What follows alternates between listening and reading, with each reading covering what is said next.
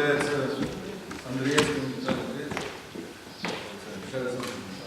доктор истории, заслуженный деятель науки Республики Молдова, тема доклада Ассоциации Молдовы в ЕС «Мифы, риски, реальности». Пожалуйста. Уважаемые коллеги, первое, что я хочу отметить, мне очень нравится подход сам по себе. Я знаю, что большинство в Гагаузии выступают за другой вектор развития, но то, что сегодня вынесено вот эта тема, она показывает, что руководство Гагаузии предлагает такой состязательный подход. Давайте и это, и другое обсуждать, чтобы сделать осмысленный выбор. Не просто на эмоциях, хотим туда или туда, а осмыслить и осмысленно прийти к этому выбору. Это очень важно, потому что, когда вот сегодня говорят, давайте проведем референдум, вот вы проводили референдум, туда идти или сюда, или вот коммунисты предложили, ну вы знаете, что вчера закончился очередной ультиматум руководству Молдовы, который выдвинули коммунисты, они потребовали ухода правительства, и второе требование было срочно провести референдум о подписании или не подписании соглашения об ассоциации. Но выступал коллега, экономист, он знает там свыше 1000 страниц, и чтобы люди осмыслили и сделали осмысленный выбор на референдум, это абсолютно нереально. Референдум будет 30 ноября, когда будут выбирать ту или иную партию, которая предложит варианты развития страны. Я не знаю, вот революция сегодня идет, там кто попозже с Кишинева вернулся, потому что ультиматум закончился, а коммунисты привыкли держать слово. Или будет следующий ультиматум. Далее идем. Я хочу остановиться на 3 проблемах. Но так как времени немного, я не успею все осветить, но я скажу, первое, как мифы, риски, угрозы и прочее с подписанием соглашением и вообще в европейском векторе Молдовы. Второе, ЕС и Молдова. И третье, общие проекты, которые возможны с Европейским Союзом. Я начну немножко необычно, начну с третьего, потому что не успею. Потом скажу несколько слов о втором и более подробно остановлюсь на первом. Вы знаете, мне кажется, что очень интересно подумать, если мы все же выберем европейский вектор развития, о реализации такого проекта. Эта тема стала расхожей, но она, к сожалению, не получила достаточного развития. Это создание еврорегиона,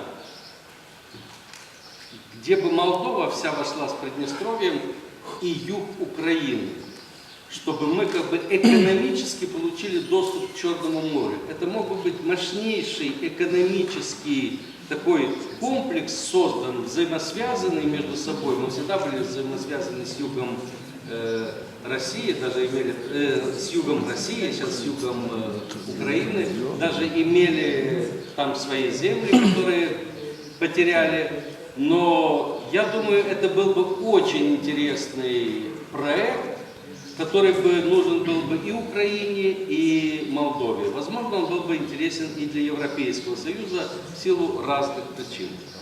Что касается второй темы, это Европейский Союз и Молдова, я вам скажу, что эта тема очень слабо разработана в Молдове.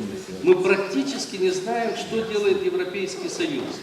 А на самом деле Европейский Союз проводит очень большую работу, которую я бы так одним тезисом, он не тянет нас в Европу, он нас подтягивает до уровня Европы.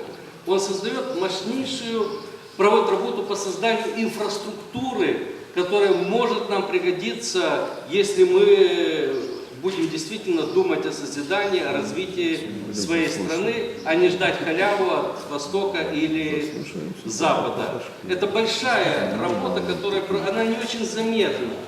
Она еще незаметна, потому что плохие ученики, я имею в виду наши власти, но то, что делается в системе образования, в системе юстиции, в системе правоохранительных органов, где нас давят, заставляют, боритесь с коррупцией, создавайте правовую систему нормальную и так далее, это очень замечательно. Мне приходилось участвовать в многих форумах с россиянами, и где поднимались вопросы таможенного союза, Евразийского союза. Я говорил, слушайте, ну если вы хотите, давайте будем как-то сотрудничать, давайте что-то будем делать. И ответ был один: а что вам, мало нашего дешевого газа, что там еще делать? Дешевый газ и даже рынок не спасет нас, если мы не будем развивать свою экономику, не будем развивать свое общество, если мы не найдем идеологию, где были бы ценности демократические вокруг этой идеологии. И последнее, немножко вот по первой теме мифы. Мы сейчас стоим перед выбором, действительно очень серьезным выбором. Мы как бы остановились на распутье, куда идти, туда или туда. Я историк по образованию. Вот такая ситуация была в России в конце 17-го, начале 18 века, когда правил царь Алексей Михайлович.